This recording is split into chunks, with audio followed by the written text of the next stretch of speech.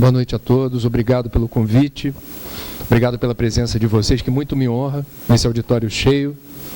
Não monopolizarei a palavra, a ideia é que eu faça uma explanação inicial, resumindo os aspectos principais desse livro, Espiritismo e Ecologia, após o que eu ficaria honrado se vocês quiserem trazer questões, perguntas, com que a gente possa promover interatividade. A doutrina é consoladora, mas eu sou portador de uma mensagem de alerta.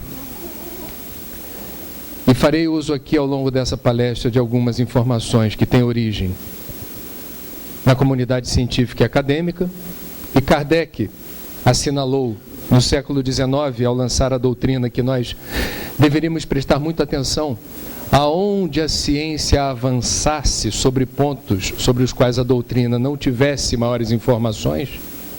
Seria bastante importante e conveniente que a doutrina acompanhasse a evolução da ciência.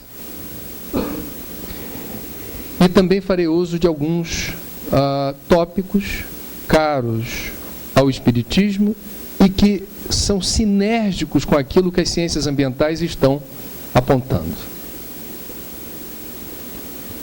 O famoso escritor e pesquisador americano Jared Diamond, vencedor do Prêmio Pulitzer de Literatura pelo livro Armas, Germes e Aço, alcançou notoriedade internacional por um outro livro chamado Colapso: Como as Sociedades Escolhem o Sucesso ou o Fracasso, em que ele, de forma muito clara e objetiva, conseguia traduzir os saberes da ciência arqueológica na investigação de sítios remanescentes de civilizações que desapareceram da face da Terra subitamente, sem que houvesse uma explicação até então clara sobre a razão pela qual elas, após séculos de existência, deixaram de existir. Entre essas civilizações, eu destacaria aqui a civilização maia, os vikings, a comunidade que vivia na Ilha de Páscoa, entre outras.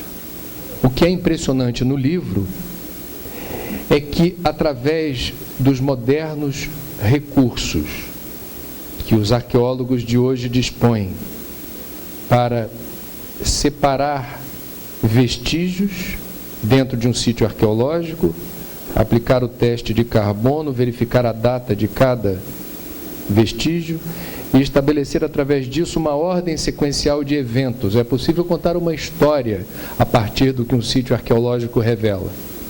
E essa história revela a mesma causa para o desaparecimento de diferentes civilizações em diferentes lugares do mundo, em diferentes períodos históricos.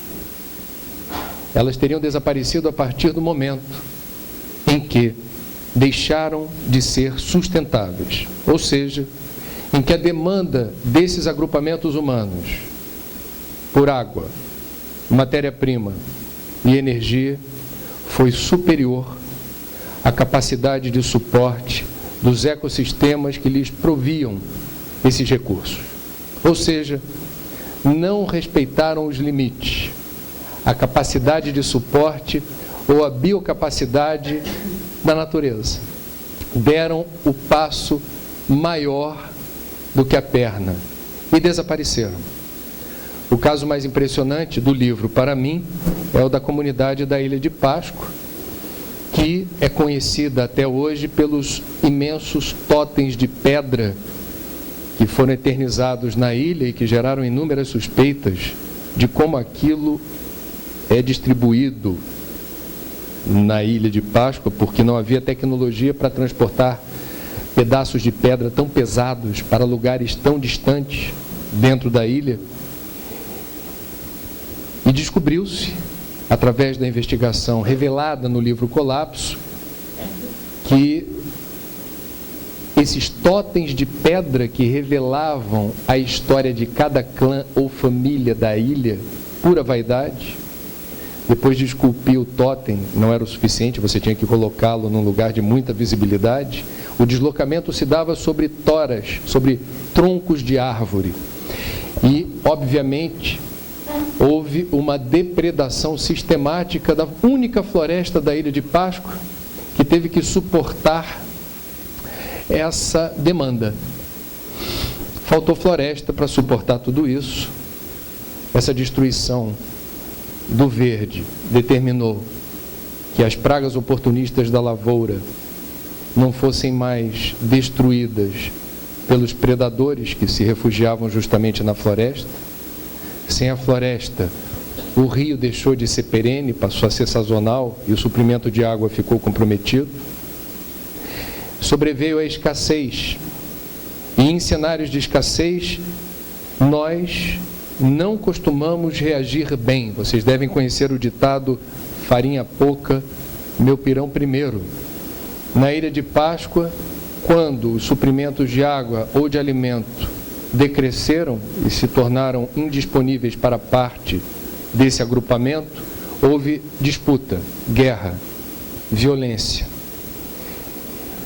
E os registros arqueológicos apontam até canibalismo. Sobreveio, portanto, um cenário bastante não civilizatório, não harmônico, não equilibrado. As regras de convivência foram rompidas em nome da sobrevivência.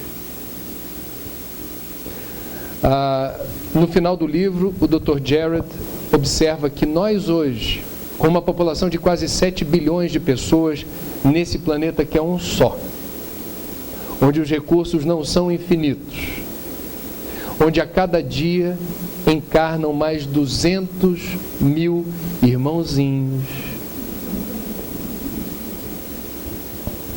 a cada ano mais 73 milhões de irmãozinhos, nós temos essas demandas de matéria-prima, energia e água crescentes. E uma parcela da humanidade usa muito mais recursos naturais do que necessita, desequilibrando a equação. O mundo é desigual. E a desigualdade do mundo precipita conflito. E a escassez é um cenário que está colocado com muita clareza para nós, se não corrigirmos o rumo. O Dr. Jared observa isso no livro e encerra dizendo: temos duas vantagens sobre nossos ancestrais. A primeira delas,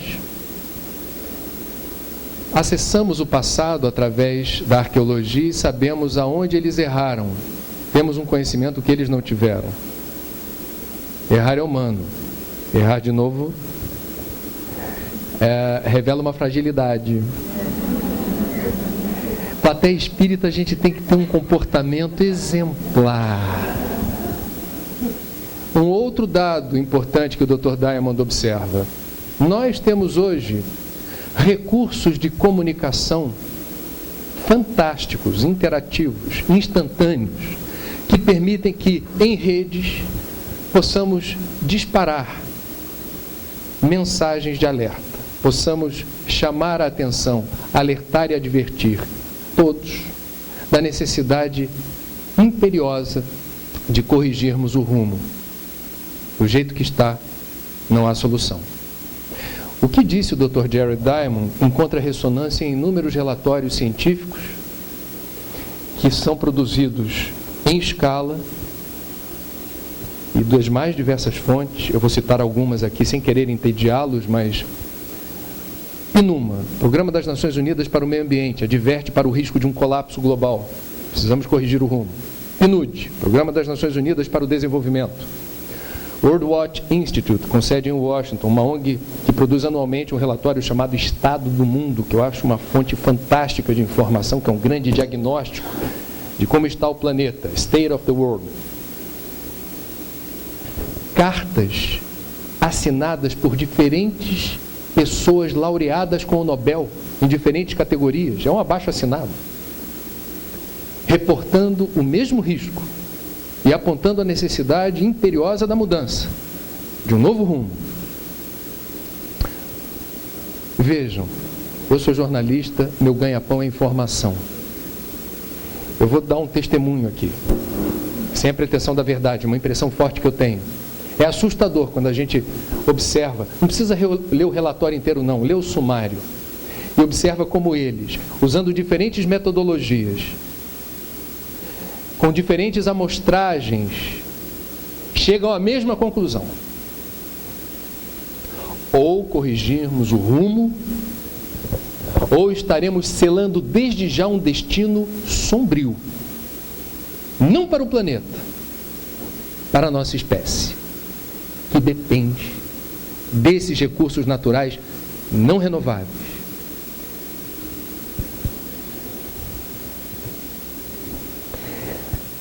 Qual é a situação que Kardec não experimentou no século XIX e 150 anos depois nós estamos sentindo na pele?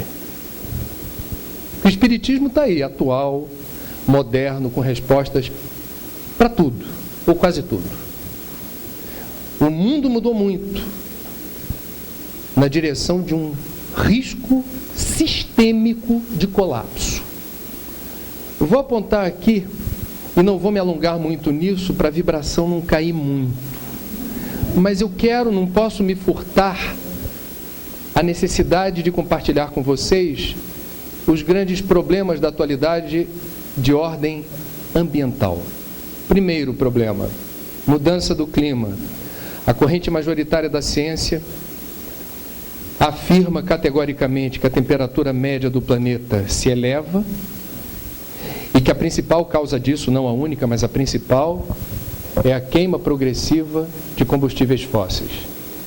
Petróleo, carvão e gás. 80% da energia que move o mundo é suja e agrava o efeito estufa. Eu sou brasileiro, eu sou do país do pré-sal. Pano rápido. Nós descobrimos a fonte de energia certa no século errado. Portanto, mudança do clima. Vocês se lembram do jogo de vareta? É da minha época. Você joga a trama de vareta no chão ou na mesa e o jogo significa: tira a varetinha, mas não pode balançar a trama. Mudança do clima é interessante porque quando você puxa a vareta da temperatura, toda a trama se mexe. Você está mexendo com eventos extremos, furacões, ciclones, tufão, tempestades. Você está mexendo com a elevação do nível do mar. Você está mexendo com correntes marítimas. Você está mexendo com as mudanças em escala dos ciclos de chuva e da capacidade dos ecossistemas mais frágeis à variação térmica responderem negativamente a isso. Exemplo, batráquios, sapos, não costumam resistir bem a pequenas variações de temperatura. Alguém haverá de dizer, e daí? E daí que o sapo, seja ele de qualquer espécie, como todo e qualquer ser vivo de um ecossistema, cumpre uma função estratégica importante na resiliência dessa totalidade integrada. Não por acaso, a legislação brasileira autoriza a interrupção de uma mega obra, como aconteceu 2 vezes e deixou nosso ex-presidente indignado. Quando interromperam a construção de uma hidrelétrica no norte, por conta de bagres. E ele indignado dizendo, agora o PAC fica comprometido por causa de bagre.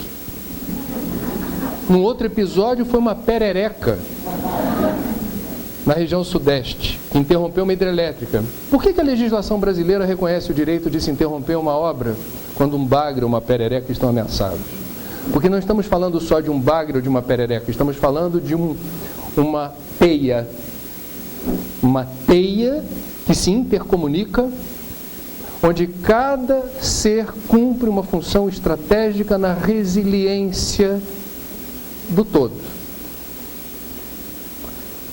Saí da mudança climática e já estou falando da destruição sistemática da biodiversidade. Nós somos profundamente dependentes da diversidade biológica.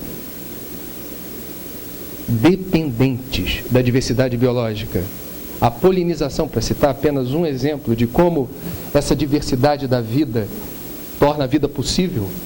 O fenômeno da polinização assegura o prato de comida que vocês hoje, no almoço certamente, se deliciaram.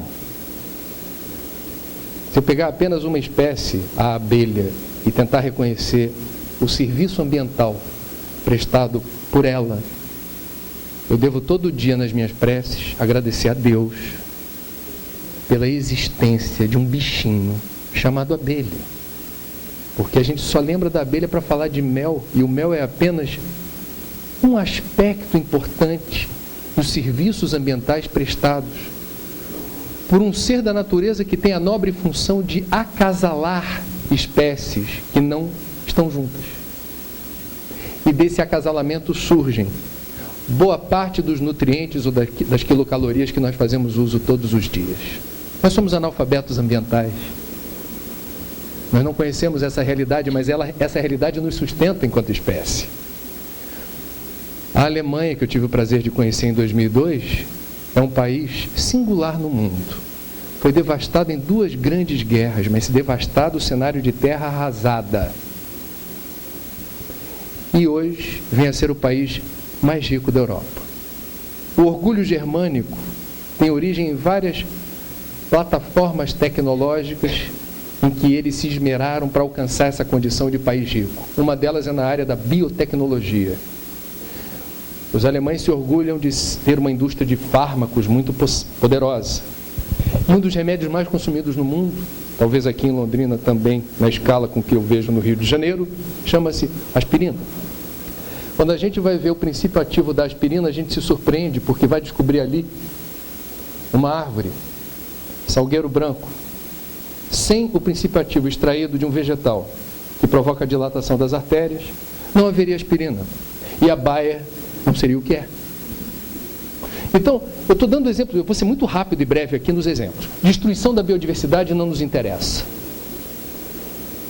E um dos esportes mais populares do Brasil, infelizmente, é destruir floresta para plantar capim e criar gado.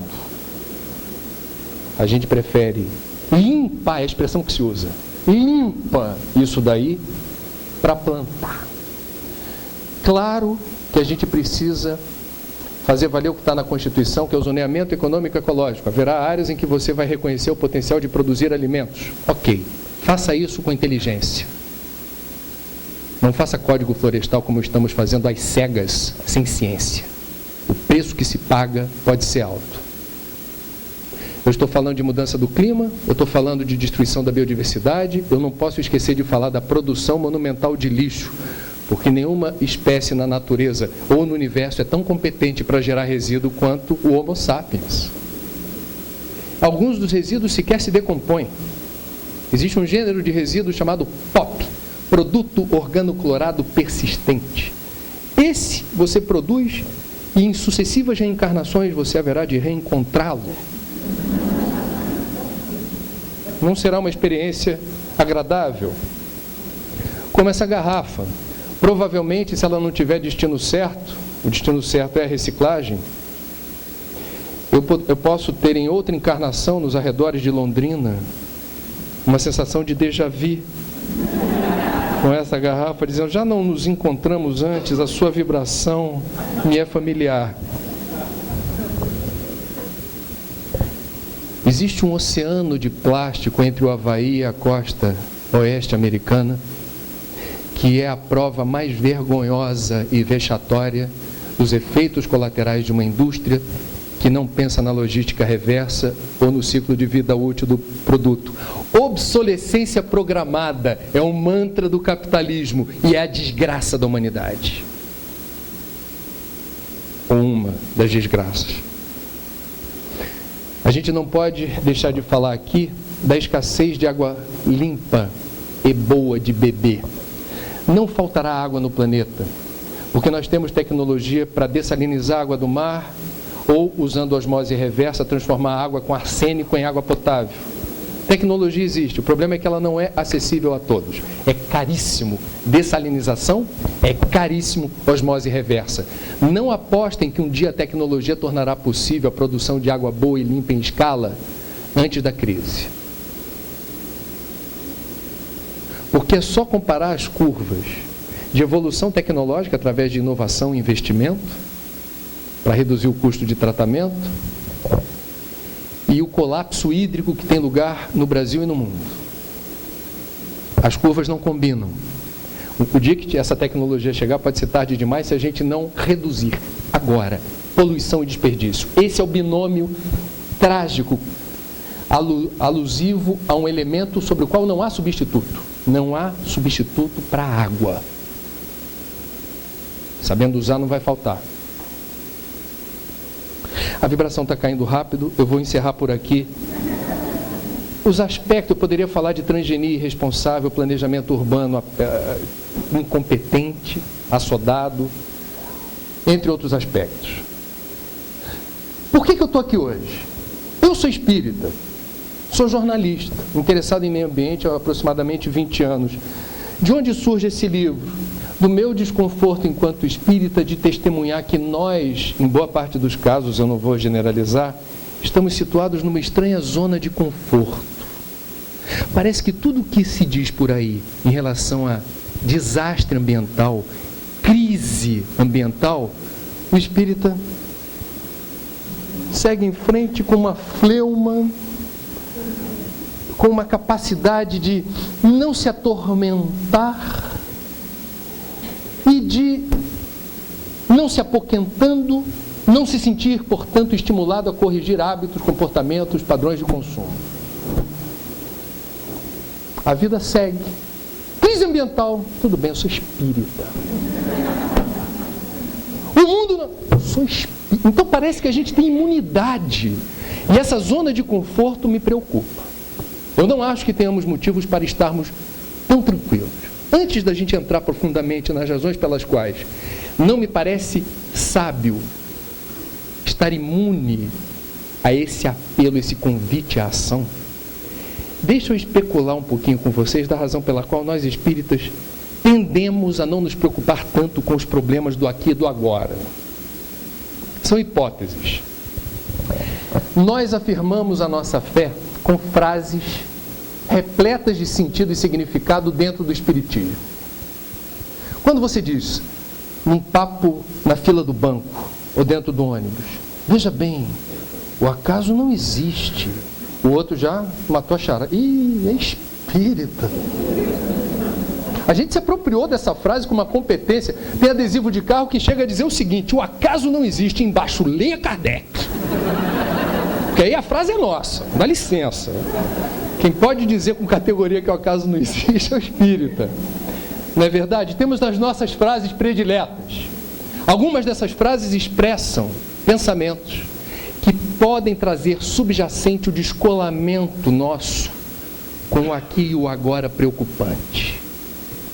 Por exemplo, talvez não seja o caso de Londrina, mas no Rio de Janeiro a comunidade espírita adora repetir uma frase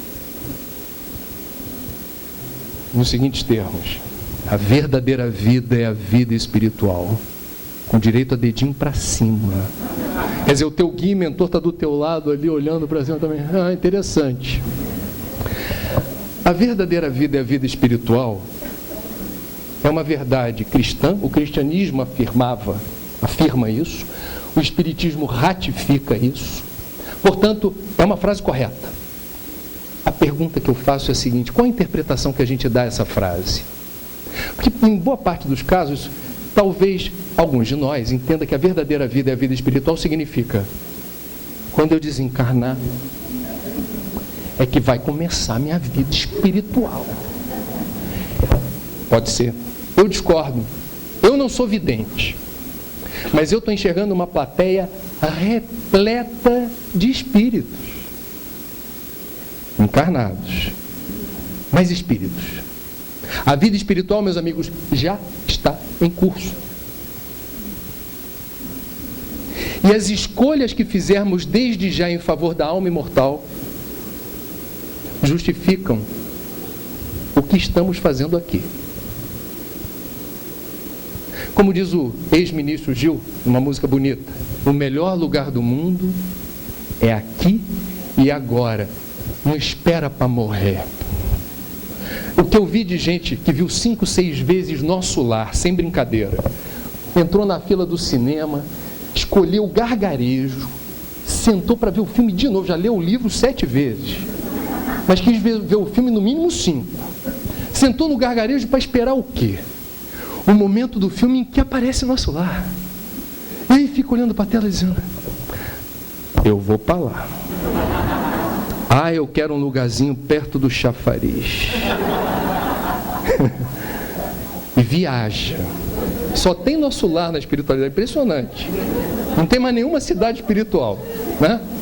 Então, a idealização da vida pós-mortem consome tanto tempo, tanta energia dos espíritas, fixação em alguns casos. Eu só quero saber do que vai acontecer depois. O que está aqui agora, ó, é uma possível leitura. É desimportante frente ao que vem por aí. Isso não combina com o apelo que a espiritualidade maior nos dirige no sentido de cuidar bem da nossa casa planetária. Quem está encarnado é espírito e tem missão. Aliás, missão é outra palavra boa que a gente adora. Vejam como empregamos a palavra missão em diferentes situações. Eu estou cumprindo minha missão. Eu estou à procura da minha missão. Eu não sei se essa é minha missão. A gente é muito criativo para empregar a palavra missão. Permitam-me sugerir que a gente empregue no plural. Missões. Ser bom pai ou boa mãe. Importantíssima missão. Ser bom filho ou boa filha. Fundamental.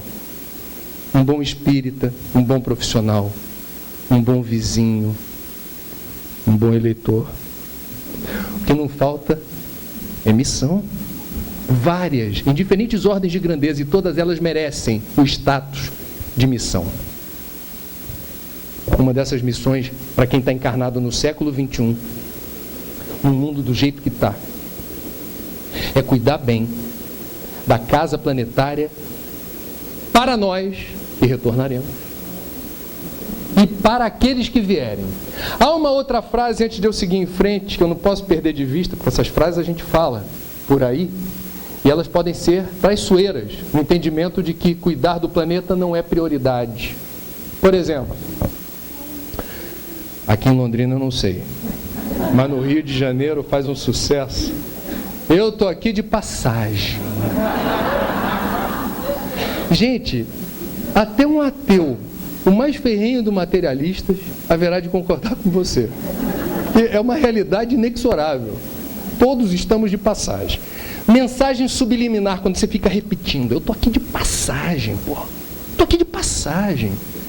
Significa que o que é aqui talvez não seja tão importante. Você está num ponto de ônibus depredado. Um ponto de ônibus, todo dia você vai para ali, é importante que ele esteja em condições de abrigar os passageiros esperando o ônibus, mas você está ali de passagem. Então, ó, eu estou aqui, daqui a pouco chego 222, eu vou para lá. Eu estou aqui de passagem, mas tenho missão. Enquanto eu estiver aqui, como diz aquele autor americano Richard Bach, quem está vivo está em missão. Acordou de manhã, se tocou, estou aqui. Estou aqui ainda. Tem algo para fazer aqui. E uma das coisas que a gente deve ter na cartilha do que precisamos fazer nesta encarnação, por favor, se não incluíram, sugiro que incluam, é preparar o terreno para o que vem por aí. Porque Deus delega, Deus terceiriza. O Deus dos espíritas não é esse que do nada suga o CO2 da atmosfera. Do nada elimina todos os resíduos que estão em lugar impróprio. O Deus dos espíritas não é esse que torna o solo estéril pela saturação de fertilizantes e de produtos químicos para acelerar o processo de produção de grãos ou o que seja, que se torna deserto. Não é o Deus que de uma hora para outra fertiliza o solo, faz brotar água onde não havia. Meus amigos, reparem num princípio caro ao Espiritismo: o livre-arbítrio. Todas as religiões, inclusive a filosofia espiritualista denominada espiritismo, que tem o seu aspecto religioso, preconizam como erro grave, crime, o suicídio. Todas. Não temos esse direito de nos subtrair à existência na carne. Todas as religiões se assemelham nesse aspecto. Deus não avaliza o suicídio. O suicídio é contra as leis de Deus. Entretanto, se alguém decide se matar, prevalece o livre-arbítrio. O livre-arbítrio é soberano. E no caso do Espiritismo, a leitura que fazemos do suicídio qual é? Escolheu o autoextermínio. Não há penas eternas, mas haverá toda uma experiência pedagógica extremamente dolorosa que determinará o retorno à carne, a vivência de uma situação em que esse pensamento provavelmente ocorrerá e ele por si deverá escolher o caminho certo, escolher em favor da vida. Aprendizado, ninguém evolui pelo outro, a evolução é pessoal e intransferível. E o livre-arbítrio é soberano. Reparem onde eu quero chegar. Se o livre-arbítrio é soberano, apesar de Deus não avalizar o suicídio, você e eu escolhemos a decisão que nos convém. Se vale para um, por que não valeria para a coletividade? Se a maioria dos habitantes desse planeta, sendo alertado e advertido para o risco de colapso,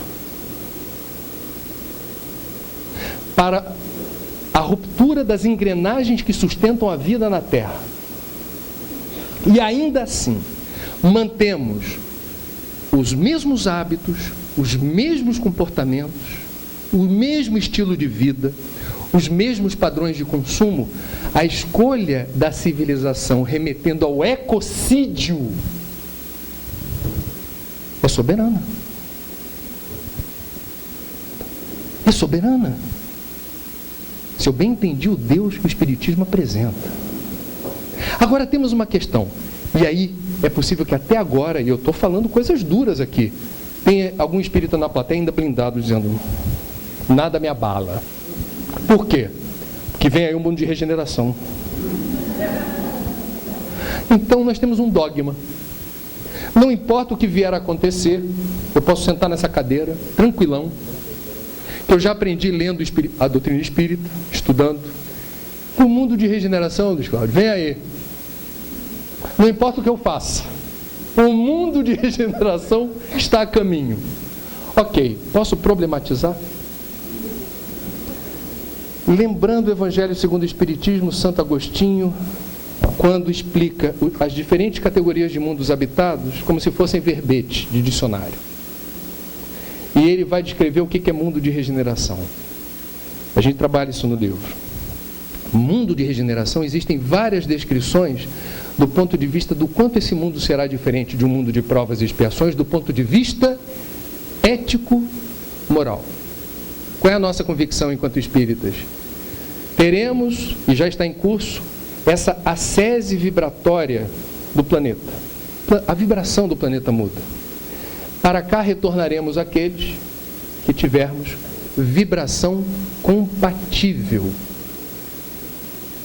veste nupcial condizente, para participar das bodas, parafraseando o Cristo.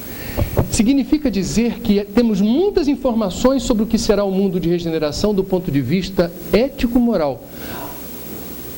Não há nenhuma informação, até onde me foi possível apurar, e se alguém tem essa informação, me desminta agora, que eu coloco na próxima edição do livro Espiritismo e Ecologia.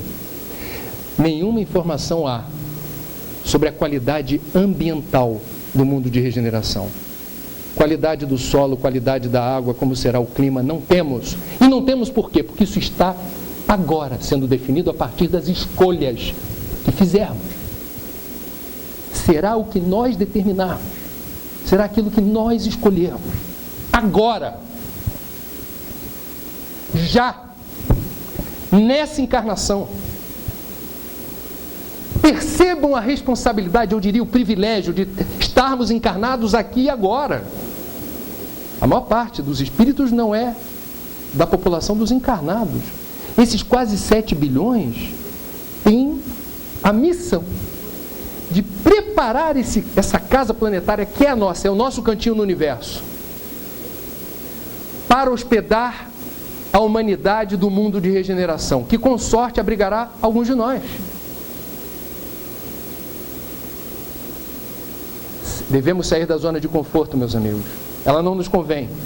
Não repitam o mantra: o mundo de regeneração está a caminho, vai ser tudo maravilhoso. Vai ser melhor, do ponto de vista ético-moral. Poderemos herdar um passivo, um cenário extremamente hostil, que vai demandar dessa humanidade, um mundo de regeneração, trabalho árduo, consertando os estragos que tem a nossa digital e o nosso DNA. Não merecemos isso. Qual é a boa notícia? Não há o determinismo do fracasso. Ainda há tempo para corrigir o rumo. Temos essa condição. A pergunta é: queremos isso? Desejamos isso? Estamos prontos para fazer diferente? Antes de passar para as perguntas, eu vou resumir, mas resumir muito resumidamente alguns aspectos que me parecem mais importantes desse livro. Em primeiro lugar, o que o Espiritismo tem a ver com ecologia? O interessante é vermos que tanto Kardec quanto o pai da ecologia, o naturalista alemão Ernst Haeckel, são do mesmo período histórico, segunda metade do século XIX. Eles são de países fronteiriços, França e Alemanha, e os dois se autodenominaram homens de ciência. Kardec não era um místico. Kardec não se enquadra na categoria de religioso fervoroso. Ele era um homem de fé, mas ele se autodenominava homem de ciência. E seu calibre espiritual o precipitou na direção da codificação, porque ele se preocupou o tempo todo, nós temos agora o aniversário do Livro dos Médiuns, em emprestar embasamento científico aquilo que desde que a humanidade existe sempre se soube que existia. Mediunidade não aparece com Kardec. O uso da expressão e os seus fundamentos e as diferentes categorias de médium aparecem com a codificação. Ele era um homem de ciência. E como homem de ciência, ele eternizou essa preocupação que a gente deve ter com os indicadores científicos. Um outro ponto em comum entre ecologia e espiritismo, que é muito interessante, é o seguinte: tanto espíritas quanto ecologistas falam de poluição. Não sei se vocês se deram conta, mas de forma diferente. O ecologista está preocupado com a poluição do ar, da terra, das águas, faz coleta, mede em laboratório, condena, pede na justiça a condenação da indústria, faz um escarcéu. Poluição não combina com vida. E os espíritas? Nós falamos de poluição, mas no outro contexto. Há uma palavra que aparece com mais frequência naquilo que eu pude pesquisar, nas obras de André Luiz, psicografadas pelo Chico, que é uma palavrinha boa para a gente entender esse processo. Psicosfera.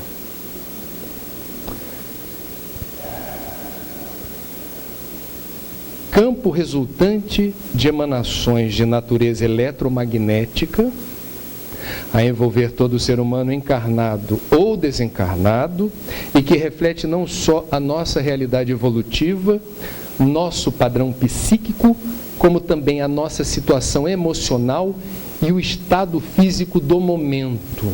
Faltou alguma coisa? A psicosfera é o seu cartão de visita espiritual. Quando você desencarnar, não se preocupe em dizer quem você é, o seu guia, e a gente vê esse constrangimento no plano espiritual. O cara está preocupado em explicar para o guia. Não, é que é o seguinte, eu já entendi. Já entendi. Quando tem algum vidente por perto que começa a te olhar meio desfocado, sai fora. Ele está enxergando tudo a seu respeito, é o seu cartão de visita espiritual. O que psicosfera tem a ver com poluição? No mundo de provas e expiações, qual é a frequência de pensamentos e sentimentos de baixo teor vibratório que cada um de nós é portador? Qual o percentual ao longo de um dia que vocês acham que nós vibramos de maneira não luminosa? 50%? Tá barato, hein? Um pouquinho mais, né? Mais de 50%. Vamos dar uma trégua. Mais de 50%. Para o espírita, pensamento é energia e vibração, ela é uma expressão energética que o pensamento, portanto, e o sentimento produzem. Nós somos responsáveis pela qualidade da nossa psicosfera e a soma das nossas psicosferas define a qualidade vibratória do planeta. Significa dizer que esse é um assunto ambiental. Vigiar e orar do Cristo é um tratado de saneamento básico, espiritual. Óbvio. Por quê? Você está pensando, você está orando e vigiando, significa que você está atento a quê? A qualidade da tua vibração e da tua psicosfera. É um assunto ambiental por excelência, ecológico. Por que o culto do Evangelho no lar é tido como mote de campanha no movimento espírita? Porque é o momento da faxina. Tem espírita que faz as compras do mês escolhendo os produtos mais caros para deixar o lar limpinho e cheiroso. Normalmente os homens só querem comprar o que é barato. A mulherada diz, essa não é a melhor marca, deixa de ser pão duro, compra aquela. E aí a casa fica brilhando e cheirosa. Aí vem aquele vidente da psicosfera, ó, convidado para se apresentar nesse lar e eventualmente vai fazer um relato não muito auspicioso, não muito simpático, dos miasmas e formas de pensamento que eventualmente encontrarão abrigo num lar onde essa faxina não acontece. Meus amigos, culto do Evangelho no lar, a prática da prece e da meditação são medidas higiênicas, profiláticas e ambientais. Tem tudo a ver. Eu espero que não leve muito tempo para a ciência da Terra descobrir o que é psicosfera. E as aulas de ciências ambientais no futuro vão ter que falar do meio ambiente nos dois planos da vida. Você vai ter que aprender como no campo denso, no plano material, a gente pensa meio ambiente, sustentabilidade, e como no campo sutil, no plano astral, você pensa meio ambiente e pensa sustentabilidade. É questão de tempo. Vai chegar. Um outro ponto importante que eu queria destacar em relação ao livro é o cuidado que a gente deve ter em relação ao consumo. Porque o Espiritismo é absolutamente claro na sua posição doutrinária quanto a consumo, e os ambientalistas, os ecologistas, demonstram cientificamente, usam metodologia da pegada ecológica, por exemplo, estou vendo aí, pegada no parque. Ecological footprint é uma forma de você descobrir o quanto o seu estilo de vida é mais ou menos sustentável. E essa pegada será tão mais devastadora quanto for o seu apetite por consumir o que você não necessita. Qual é o propósito do Espiritismo? Do ponto de vista dos ecologistas, quando você compra qualquer coisa, você está levando para casa o quê? Pedaço de planeta, água, matéria-prima e energia, que estão na forma de um celular, de uma roupa, de um óculos, de um iPod, de um iPad, de um AI qualquer desses. Tem muita matéria-prima e energia. E a encrenca em que a gente está metido não é da época do Kardec isso. Na época do Kardec não existia a palavra marketing, não se ensinava publicidade nas escolas, nas faculdades, não havia shopping center, havia consumismo numa escala muito menor do que a de hoje. Nós vivemos numa sociedade, como é que a gente denomina a nossa sociedade? Ele não gostou da minha pergunta. A caixa de som. Não quer que vocês comprem mais microfones sem necessidade por aí. Se um ET aparecesse aqui e dissesse, leve-me ao seu líder, eu dissesse, a Dilma está ocupada, está em Nova York, então serve você. Que sociedade é essa? Provavelmente, eu diria, porque é como nós nos autodenominamos. Uma sociedade de consumo.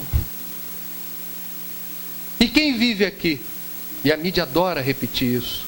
Nós não somos cidadãos, nós somos consumidores. E como os bons consumidores, o bom consumidor é aquele que está na fila da lotérica para fazer a fezinha na acumulada da Mega Sena e vê um repórter xereta e pergunta: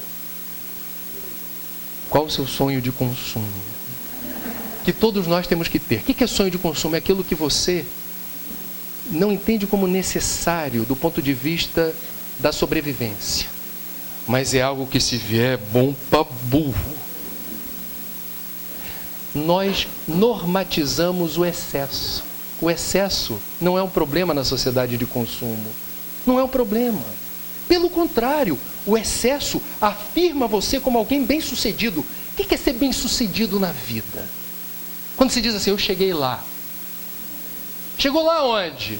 No território onde eu tenho muito mais do que eu necessito. Mais de um carro, mais de um imóvel, aeronaves, propriedades. E aí você passa o pente fino e faz a pergunta dolorosa: que uso fazes de tudo isso? Porque nada disso nos pertence. Tudo isso nos é dado por empréstimo. A gente desencarna e não leva isso. Esquece a Escritura. A Escritura fica aqui e apodrece junto com o resto. O que você leva é a tua energia. A soma dos seus acertos e erros no tribunal da tua consciência. Meus amigos, onde eu quero chegar é que nós vivemos no império da sociedade de consumo, onde não é errado consumir bastante. Consumir muito. Eu tenho 45 anos, eu sou do tempo do armário embutido. No Rio de Janeiro, era um bom negócio comprar um imóvel na virada ali da década de 60 para 70, até a década de 70, um bom tempo. Um imóvel que fosse próximo de cinema, próximo de restaurante, tivesse próximo de metrô, ônibus, o que fosse, mas um imóvel que tivesse armário embutido. Eu me lembro de ouvir isso. Eu achava um absurdo um adulto dizer: eu estou morando num imóvel que tem isso e tem armário embutido. Eu falo: armário embutido? Eu não estou entendendo. Porque para mim, o que era armário embutido? Era um buraco na parede, onde você atochava tudo que coubesse ali. E não era bonito. Mas eu não entendi o lado useful do armário embutido, que é o seguinte: justamente por ser embutido, atochado na parede, ele não ocupa espaço para cá. Então é muito conveniente. Tem um buraco que você não reduz a área do apartamento ou da casa. E na hora de se mudar, você não leva uma tralha no caminhão, porque ficou o armário embutido. E se Deus quiser, você vai para um lugar que tenha outro buraco na parede. Eu sou desse tempo. Quem não quer entregar a idade, não diga que sabe o que é armário embutido. Passaram-se 20, 30 anos, o mundo mudou. E o conceito de armário embutido também, tanto que a garotada não sabe, não valoriza e não deseja. Nós temos agora um outro sonho de consumo, que é um lugar maior do que o armário embutido e que vai abrigar tudo o que a gente acha que é importante ter. Atenção para o top de 3 segundos, para o coral da plateia todo dar esse nome em inglês sofisticado, que expressa um sonho de consumo da modernidade do terceiro milênio, que muitos espíritas também têm como sonho de consumo. Atenção, 3, 2, 1. A vibração despencou. Despencou. Análise antropológica e sociológica do closet. Em 20 e 30 anos, o que mudou na era do armário embutido para a era do closet? O que é um closet? É um lugar certamente mais espaçoso do que o armário embutido. O que é preciso ter num closet para produzir um closet? Porque armário embutido é um buraco. O closet requer uma produção. O que precisa ter num closet? Perdão? Não, um cômodo. Ok, temos um buraco. É só isso? Opa! Portas, armários, mobiliário, o que mais? Espelho. Agora veja, de preferência no plural. Porque você tem a câmera 1, vendo como você está de frente. Se tiver espaço, e muitos querem, você tem a câmera 2, ladinho, ladinho. 3, derrière, se puder, e outras loucuras. Espelhos. Só espelho e mobiliário? Que mais? Perdão? Sim, o recheio a gente fala depois. Eu estou falando da infraestrutura. Gente, luzes. Olha, eu levo na PUC no Rio uma revista de decoração que traz na capa dicas de como decorar o seu closet. E como nenhuma cultura é demais, eu aprendi com essa revista que existe uma profissão chamada Light Designer. Ou seja, e tinha 3 na revista ensinando, dando dicas de como iluminar o seu closet. Para você ficar cantando quanta luz. Feixes de luz projetados caprichosamente sobre o quê? Não, você também. Mas essa luz em feixe, ela caprichosamente incide sobre aspectos que o dono do closet gosta de destacar. Pilhas de toalhas felpudas, multicoloridas, de algodão egípcio. Pilhas de edredom. No Rio de Janeiro. Não faz sentido. Não faz sentido. Sapatos, sapatos, sapatos, sapatos, roupas íntimas, etc. Está pronto o closet. Foi matéria-prima, energia para burro ali. Mas não é o suficiente. Tem que ter a festinha de apresentação do cafofo. O open house. Então vamos lá, meus amigos. Obrigado por vir. Eu estou aqui pertinho do Blue Trip, olha lá. Amanhã tem um abraço à Lagoa, pois é. Então olha só. Aqui cozinha americana, interagindo com a sala. Quarto número 1, por favor, pode entrar. Suíte. Quarto número 2, por favor, pode entrar. Suíte. Quarto número 3, o quarto do casal. Por favor, entra todo mundo. E eu vou dar a você chama o melhor amigo, o padrinho, quem quer que seja, para apertar o botão mágico que vai acender os refletores do seu templo pessoal de consumo. O que mudou da era do armário embutido para a era do closet? Na era do armário embutido já havia a confusão espiritual da gente de achar que possuir muito nos transforma em pessoas melhores. É o problema do Erich Fromm quando fala do ser e do ter. A gente confunde, acha que o ter agrega valor existencial. A gente já tem isso há muito tempo, e era na época do armário embutido. Agora não basta ter. Na era do closet não basta ter. É preciso ostentar. Ostentar. O que significa ostentar a abundância, aonde no nosso perímetro, numa área movimentada de Londrina, dificilmente abrindo um compasso virtual de 100, 150 metros, vocês encontrarão alguém, se não privado do necessário, em situação muito difícil materialmente. O que significa ostentar a abundância, onde tão perto de nós a escassez ainda existe? O Brasil é um dos países mais desiguais do mundo. Se é verdade que acumular matéria me faz mais feliz, como explicar que tanta gente abastada faça uso regular de drogas lícitas ou ilícitas? O que se busca na droga quando você tem tudo? O que te falta? Como explicar a opulência como segredo do sucesso, se tanta gente abastada precisa fazer fila em consultório psicológico ou psicanalítico? Ou fazer uso de remédios de tarja preta para esquecer do mundo e de si mesmo? Por quê? O que te confunde, o que te amedronta, o que te incomoda tanto? Se você tem tudo. Temos questões aqui que devem inspirar e reger debates na casa espírita, porque banalizamos o consumismo e esquecemos que uma das características principais dos mundos primitivos, por onde já transitamos, é o apego à matéria. O apego à matéria no terceiro milênio está travestido do desejo de consumir e de se afirmar como consumista sem culpa. Quantos de nós dizem, eu sou consumista? Gente, é um palavrão. Temos uma encrenca material do ponto de vista do consumo de matéria-prima, água e energia. Lembrem-se disso, eu estou comprando uma sapataria inteira para levar para casa. E eu não conheço a história das Filipinas quando o Palácio Presidencial foi tomado de assalto pela população depois de 35 anos de ditadura de Ferdinand Marcos, e a população invade o palácio, o casal foge, é Ferdinand Marcos e Dona Imelda. Nome interessante, sem trocadilho. Invadem o Palácio Presidencial e descobrem o Salão dos Sapatos num país de descalços.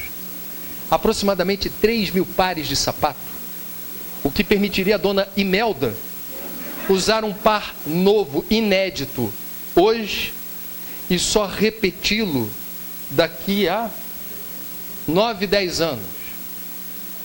Não sendo ela uma centopeia, fica difícil defender o Salão dos Sapatos. E é possível, aplicando metodologias que existem hoje, o quanto de matéria-prima, energia e água tinha naquele salão de sapato. Tem pedaço de natureza ali. Se o planeta é um só, os recursos são finitos, 200 mil novos encarnados por dia, 73 milhões de seres humanos por ano, não é para a gente brincar de colecionar sapato. A África nunca será um continente efetivamente presente no nosso mapa mundi.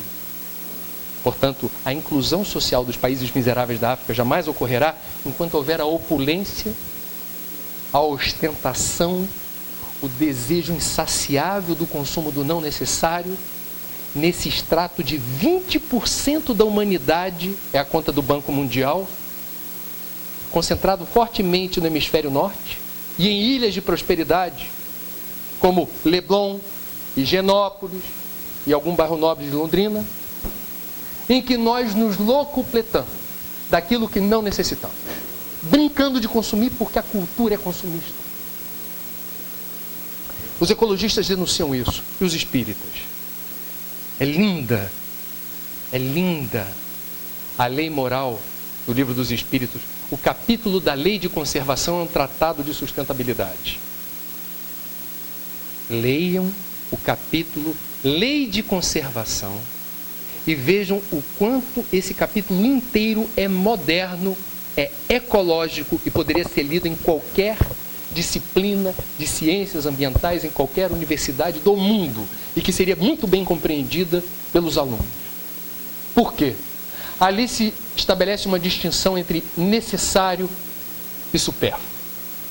Há 150 anos atrás, século XIX, o Espiritismo já semeava ou tentava inocular em nossa corrente sanguínea o antivírus do consumo pelo consumo.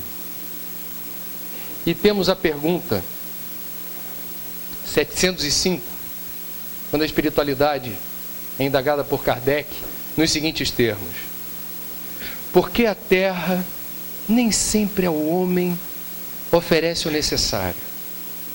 Vejam que Kardec, como bom pedagogo e discípulo de Pestalozzi, na codificação nem sempre fez as perguntas que aludiam à curiosidade dele. Ele, como bom professor, na codificação fazia perguntas que outras pessoas certamente poderiam fazer. Me parece que a 705 se enquadra nessa categoria, porque haverá aqueles que dirão: por que a terra nem sempre nos oferece o necessário? É como se a terra não fosse o suficiente, nunca, para satisfazer os nossos desejos. A resposta da espiritualidade é linda, e a gente trabalha essa resposta no livro, e tem um trecho em particular que me comove sempre, que diz assim: a terra ofereceria ao homem sempre o necessário, se com o necessário soubesse o homem contentar-se. A pergunta é: estamos refletindo sobre isso no dia a dia? Quando nos sentimos seduzidos por uma campanha publicitária que em 30 segundos consegue despertar em nós um novo desejo que não é nosso, tal qual um obsessor quando sopra.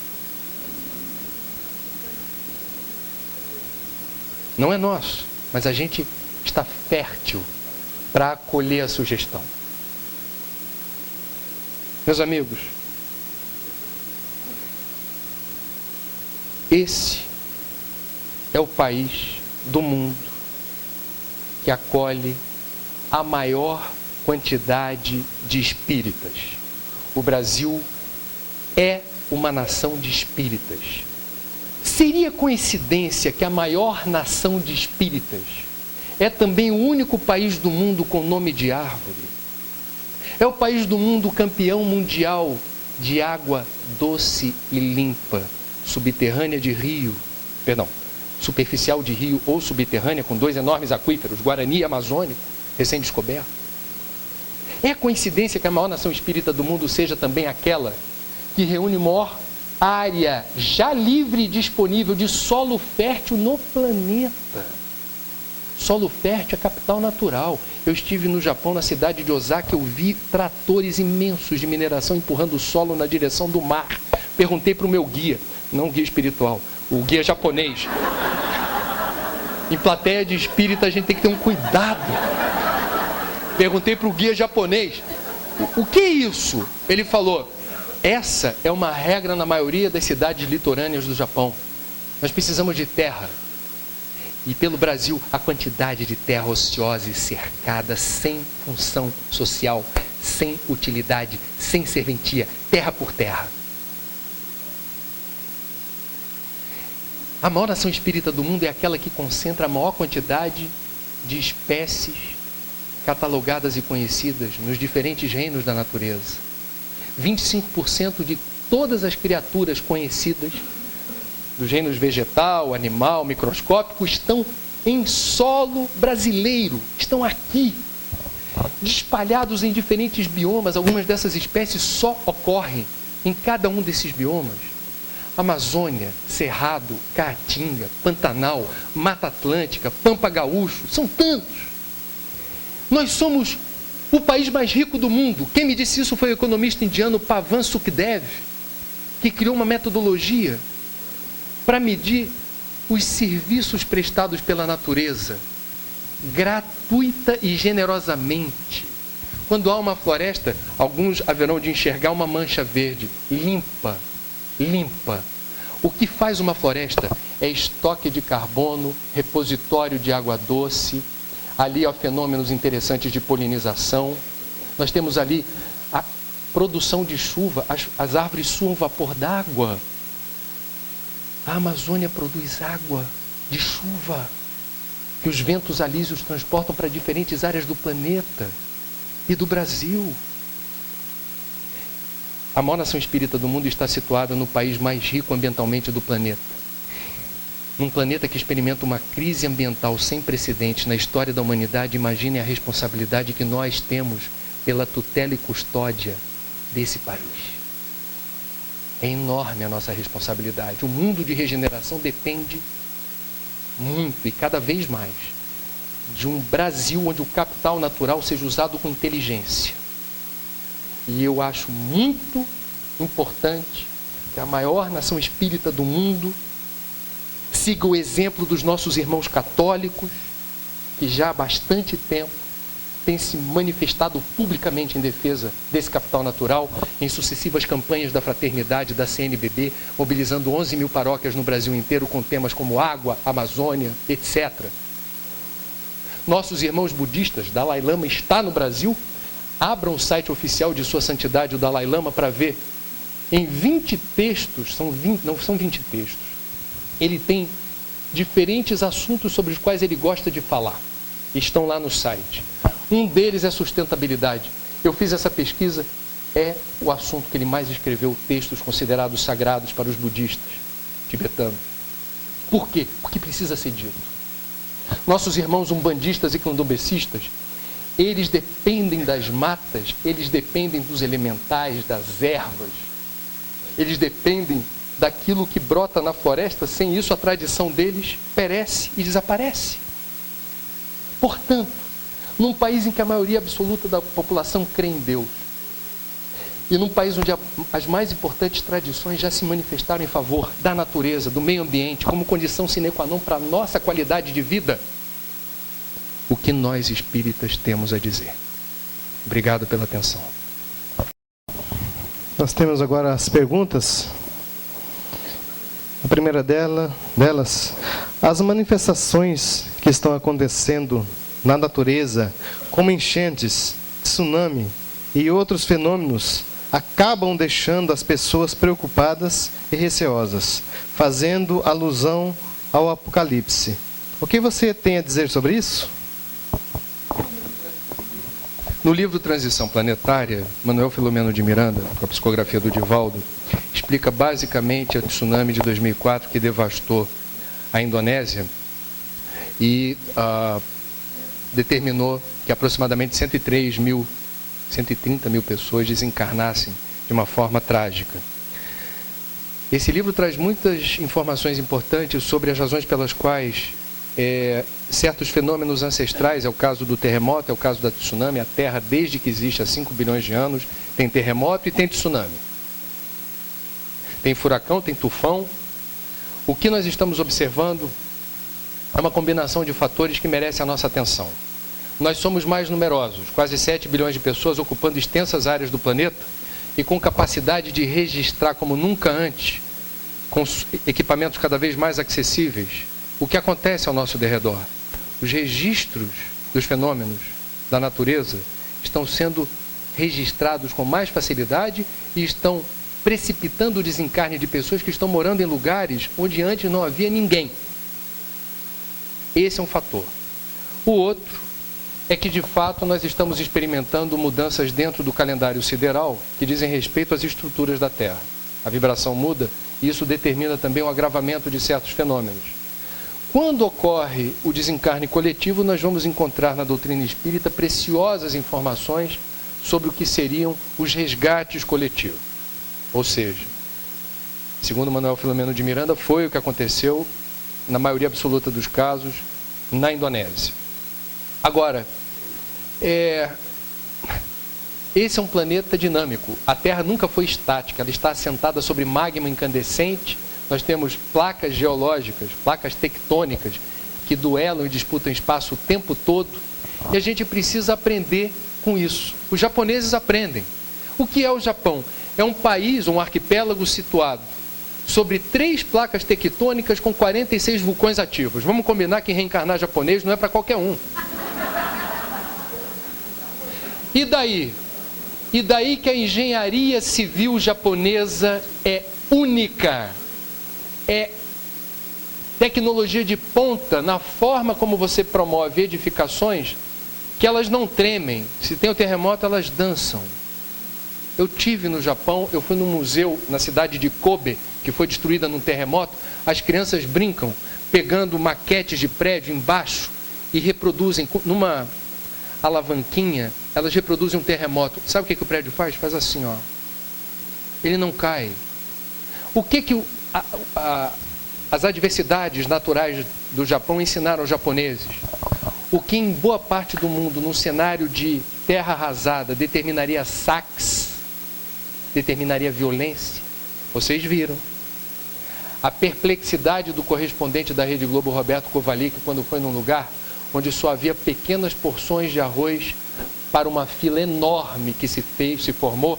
Fila, ordeira. Se aquele grupo se rebelasse para pegar o pouco que tinha, faria isso. Não, fila, quando chegar a sua vez você vai pegar a sua porção, não vai matar a sua fome, mas não foi a primeira, nem a segunda, nem a terceira vez que eles enfrentaram terremoto ou tsunami. Aprenderam a lidar com isso, construíram uma cultura que ensina ao mundo uma ética num cenário de desastre. A dor ensina. Leon Denis, naquele livro fabuloso, O Problema do Ser, do Destino e da Dor. A dor ensina, a dor é pedagógica, a dor é didática. E os japoneses aprenderam e ensinaram ao mundo como lidar com adversidades extremas e periódicas. Todo dia tem terremoto no Japão. Nem todos são sentidos com aquela voracidade. Então, nós espíritas temos muita cautela e prudência ao falarmos de Apocalipse. Na verdade, o nosso entendimento é que não haverá fim de mundo. Haverá um processo de transição que já está em curso para uma humanidade que reencarnará mais evoluída do ponto de vista ético e moral, num cenário ambiental ainda não claro. Será definido pelas escolhas que fizermos já.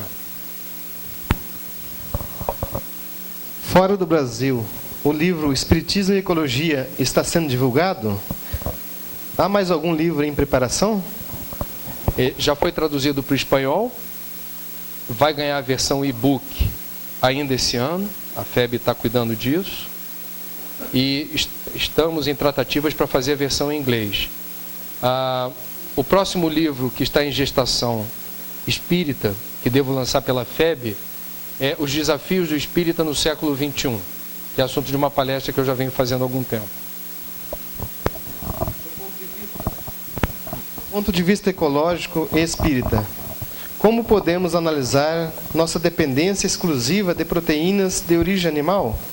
Não são as criações de animais uma grande fonte de poluição? Além disso, como fica a questão moral nesse aspecto? Boa pergunta, uma pergunta que costuma inflamar. Em alguns lugares que eu tive, eu me lembro de Juiz de Fora, uma pessoa adepta do vegetarianismo, que questionou o fato de eu no livro não dizer que o vegetarianismo é a solução. Na verdade, como espírita, eu não posso fugir dos trilhos da doutrina quando eu escrevo um livro para espíritas. E no espiritismo, o que a gente sabe? Primeiro, nós devemos escolher individualmente. É um privilégio poder escolher o que você quer comer. E o que você come deve ser condizente com o seu nível evolutivo. Para alguns, a carne poderá ser facilmente descartada sem nenhum comprometimento nutricional. Para outros, mesmo convencidos, como o ministro do STF, Aires Brito, que eu invejo muito, que ele disse assim: um dia eu acordei e disse para mim mesmo, eu não quero me alimentar da dor e do sofrimento dos animais. E desde então ele não come nada de origem animal. Me parece que continua muito lúcido nos seus pareceres, não me parece abatido. Bom, então vamos lá. Do ponto de vista moral, é um equívoco a gente dizer que vegetarianos ou veganos são moralmente mais elevados do que carnívoros. Eu vou explicar isso rápido. Hitler era vegetariano. Chico Xavier, carnívoro. Não preciso explicar mais nada. Agora, o que eu entendo como verdade, eu sou eu reduzi drasticamente o consumo de carne, a pegada ecológica da carne é violentíssima e Emmanuel reconhece, ao mesmo tempo em que Emmanuel diz, em diferentes mensagens psicografadas por Chico, a carne ainda é importante para segmentos expressivos da humanidade. É o mesmo Emmanuel que diz, estamos fazendo ingestão, estamos ingerindo uma alimentação grosseira, o nosso destino não é comer carne para sempre. À medida que a gente vai ficando com o perispírito e o corpo denso mais leves, a demanda por alimentação grosseira se reduz e a carne não será mais parte do cardápio da gente. Agora, quando a gente faz uso de carne, mesmo com essa necessidade em função do degrau evolutivo em que estagiamos, estamos trazendo para dentro do corpo dor, sofrimento e crueldade. Vibração do animal, fora aspectos que são importantes da gente também reconhecer, que precisam ser investigados e pesquisados, porque o animal, quando se sabe na linha de frente do abate, que ele é o próximo, ele pressente, ele despeja adrenalina na circulação, entre outras substâncias excretadas, que também são transportadas para dentro do corpo. Estamos falando de cultura de paz e essa é uma questão. Não que as pessoas carnívoras sejam violentas, mas elas têm um combustível que faculta reações violentas. Não é determinante da violência, mas adrenalina extra na corrente sanguínea é algo que a gente não precisa. Por último, mas não menos importante, no livro eu defendo que se cumpra no Brasil, que é o maior produtor de proteína animal do mundo, o cumprimento daquilo que se denominou chamar abate humanitário. Quer comer carne? Coma, mas nós como espíritas precisamos ter atenção para a importância da certificação dessa carne dentro do protocolo de abate humanitário, reduzir ao máximo o estoque de dor, crueldade e sofrimento, para a gente então ter menos culpa ou uma consciência mais tranquila na hora de ingerir essas substâncias. Eu acho que essa é uma questão individual, cada um que descubra a forma mais confortável de se alimentar de carne ou de outras coisas. Para terminar para cima, eu quero lembrar, uma vez eu passei um Réveillon num hotel na estrada Teresópolis de Friburgo, um hotel Hare Krishna. Os hóspedes não eram Hare Krishna, mas o hotel era lindo. Aí o ano novo tinha 2 cerimônias, a cerimônia convencional e a cerimônia dos Hare Krishna. Aí eu falei, eu vou na dos Hare Krishna, cantando madrugada toda aquela musiquinha deles, o mantra deles, Hare Krishna, Krishna, Krishna. Entrei o ano maravilhosamente. O sacerdote deles fez uma palestra no dia seguinte, que era o dia certo das palestras deles. Eu fui lá, jornalista é uma raça muito curiosa. E ele disse uma coisa que eu nunca esqueci. Eles são vegetarianos. Ele disse assim: comida boa é aquela que não corre da gente. Eu falei, nossa.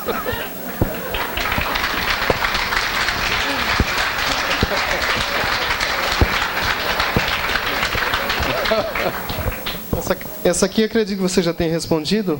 Você acredita que uma dieta vegetariana pode contribuir com a evolução dos espíritas e com o planeta? Uma dieta vegetariana contribui para a redução da nossa pegada ecológica, dos impactos ambientais, com certeza. Do ponto de vista evolutivo, eu já falei. Eu acho que não é critério moral o gênero do alimento, né?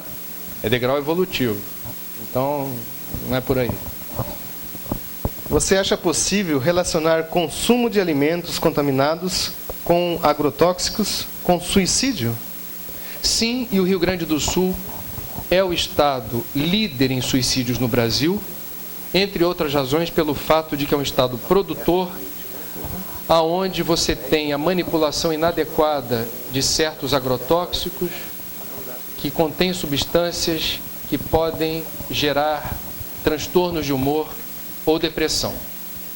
Então, sim, a forma como se manipula certas substâncias químicas usadas como agrotóxico podem precipitar estados mórbidos de consciência, e isso já foi rastreado em pesquisas epidemiológicas. Isso não é uma hipótese, isso é um fato bem consolidado, né? O Brasil é o país do mundo que mais consome agrotóxicos, e a gente tem um problema sério em relação à manipulação inadequada disso. Fora o consumo, mas o consumo de alimentos saturados de agrotóxicos gera outros problemas. Quer dizer, depressão é quem está manipulando aquilo na hora de pulverizar ou está inalando.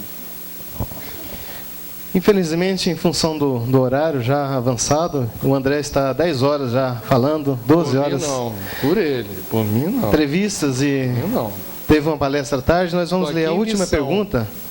E lembrando que depois, após isso, o André estará ao lado ali na mesa para autografar os livros. Então, os livros estão à disposição ali na entrada. E aqueles que quiserem o autógrafo estará à disposição. Na sua opinião, qual é a maneira mais eficiente de se transmitir a urgente informação das conexões, da interdependência inexistente entre os diferentes seres vivos, sem que haja um tom de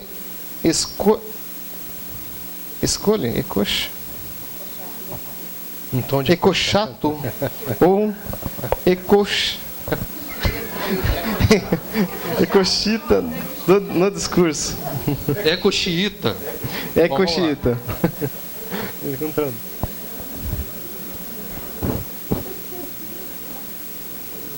É interessante isso. Dizem que o espiritismo é elitista, porque nós exigimos, ou pelo menos recomendamos com muita ênfase, o estudo da doutrina.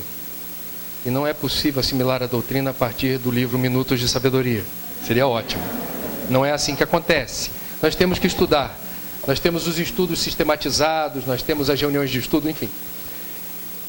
Da mesma forma, sustentabilidade não se aprende em cartilha de uma página e meia ou no slogan de uma campanha publicitária. Eu estou pegando o exemplo do espiritismo para explicar a complexidade dos sistemas que suportam a vida. as engrenagens que regem a vida e o universo, não podem ser compreendidas tão simplificadamente, assim como a doutrina espírita. E por pesquisa se sabe que as pessoas mais sensíveis aos assuntos ecológicos são aquelas que têm mais escolaridade. Quer dizer, de alguma forma, fica mais fácil explicar a importância da separação do lixo, fica mais fácil explicar a importância de priorizar transporte público de massa em lugar de carro, para quem tem um nível de informação maior. Ser eco-xiita ou eco-chato, eu fico me lembrando o seguinte: os grandes avatares da humanidade, os grandes líderes espirituais, os grandes messias, portanto, Jesus está alçado à categoria hors concours, eu não estou colocando Jesus aqui, Jesus foi único, mas todos os outros incomodaram. Vou começar por Jesus. O discurso dele talvez tenha sido considerado xiita pelo clero ou por outros segmentos da época, entendendo que Jesus significava uma ameaça. João Batista pagou caro pelo que disse, incomodou muito. Boa parte dos seguidores de Jesus pagou com a vida e de forma bastante dolorosa por incomodarem muito. Gandhi, no seu discurso pacifista, inspirador, para esse movimento que ocorre em Londrina, que leu Henri Thoreau e disseminou o texto, ou se inspirou no texto Desobediência Civil, para lutar sem armas em favor de causas justas, incomodou tremendamente. Pode ser entendido o Gandhi para alguns como xiita, dentro da perspectiva que ele estava defendendo. Martin Luther King, que se inspirou em Gandhi e em Thoreau e no texto Desobediência Civil, com um discurso forte, embora não querendo mobilizar a comunidade negra no caminho da violência para conquistar seus direitos legítimos, portanto, alguém que, na condição de evangélico, empunhou a bandeira da paz, foi assassinado. Então nós vamos encontrar aqui no Brasil aqueles que defendiam o uso sustentável da floresta. Chico Mendes, no Acre, em Chapuri, assassinado com tiro de escopeta. Irmã Dorothy Stang, aqui no Pará, em Anapu, assassinada de forma cruel e brutal.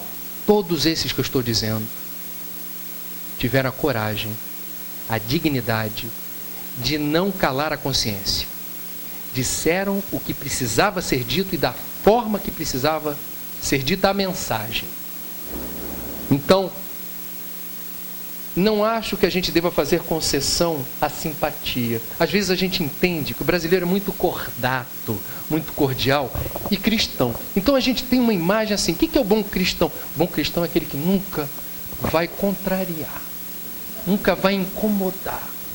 O bom cristão é aquele que vai sempre tratar, mas sempre com muita condescendência. Pode até ser, não quero dizer que não seja. Apenas eu reconheço no direito de um bom cristão, por vezes, incomodar, contrariar, inquietar.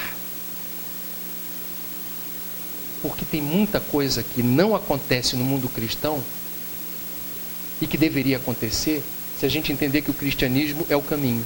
Se todos nós praticássemos a vera o cristianismo, seria uma revolução incomensurável.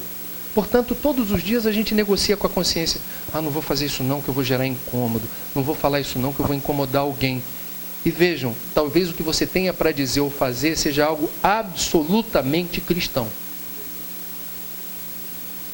Então, com toda franqueza, eu acho que faz parte da caminhada espiritual da gente, por vezes, ou bastante vezes, contrariar, gerar inquietação. Eventualmente, vejam a situação de voluntários da casa espírita que tem que negociar com a sua família, a ausência para o trabalho voluntário. Não é difícil? Às vezes você não contraria interesses, às vezes não temos casamentos que passam por momentos difíceis, porque alguém vai dizer: você passa mais tempo lá do que aqui. Você devia estar aqui, não lá. E começa. E é justo que aconteça. Faz parte. Agora, não é um mundo tranquilo o mundo cristão. Aqui. Aqui vai exigir renúncia, coragem, determinação, fé.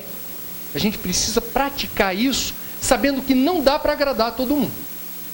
E aí vai gerar ruído, vai ser incompreendido, vai ser chamado de xiita. Se você está preocupado com o que os outros dizem de você, não siga o Cristo. Se você está preocupado com o que os outros vão achar de você, não dá bola para o Kardec. Eu queria encerrar lendo para vocês, apenas para a gente ter a consciência histórica do momento em que estamos vivendo. Eu vou reproduzir aqui, em poucas palavras, o texto de um oncologista norte-americano chamado David Brower, está na página 88 do livro, em que ele mostra para a gente o que significa viver num planeta com 5 bilhões de anos. É muito zero. A gente não faz ideia do que sejam 5 bilhões de anos. Então ele dividiu 5 bilhões de anos pelo número de dias de uma semana. Aí a gente tem a clareza do que é esse tempo.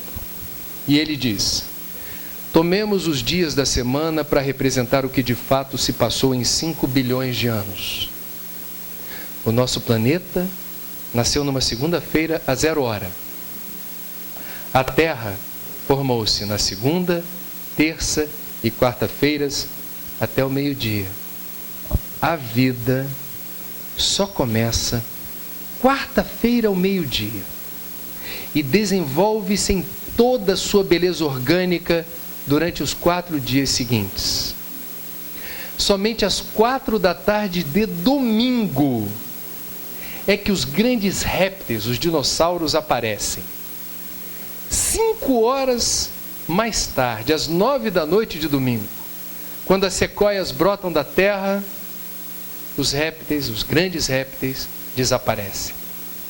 O homem, a mulher, surgem apenas 3 minutos antes da meia-noite de domingo. A 1/4 de segundo antes da meia-noite, Cristo nasce. A 1/40 de segundo antes da meia-noite, inicia-se a Revolução Industrial. Agora é meia-noite de domingo. E estamos rodeados por pessoas que acreditam que aquilo que fazem a 1/40 de segundo pode durar indefinidamente. Beijo no coração de vocês e até amanhã na Lagoa.